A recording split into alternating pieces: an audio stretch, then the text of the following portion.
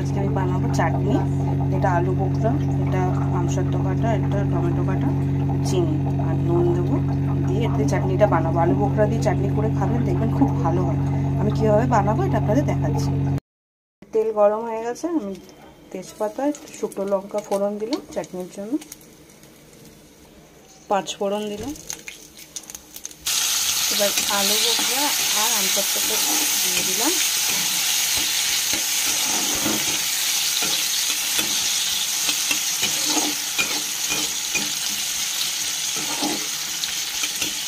একটু নুন দিলাম,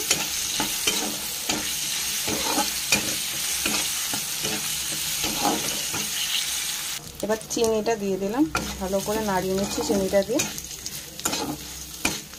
এবার এটা একটু লো ফ্লেম করে দেবো যাতে এটা একটু সিদ্ধ হয়। এবার একটু গলে গলে এসছে দেখুন। এবার টমেটোটা আমি দিয়ে দিয়েছি, এটা দিয়ে নেড়ে নেব।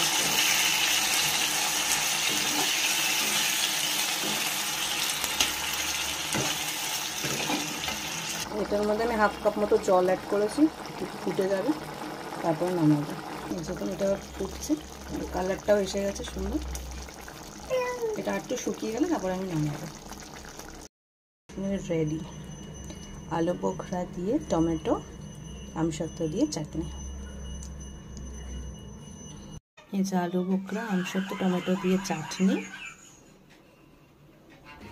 আর পাঁপড় সেঁকা, সেঁকে নিয়েছি তেলে না, সেঁকা পাঁপড় দিয়ে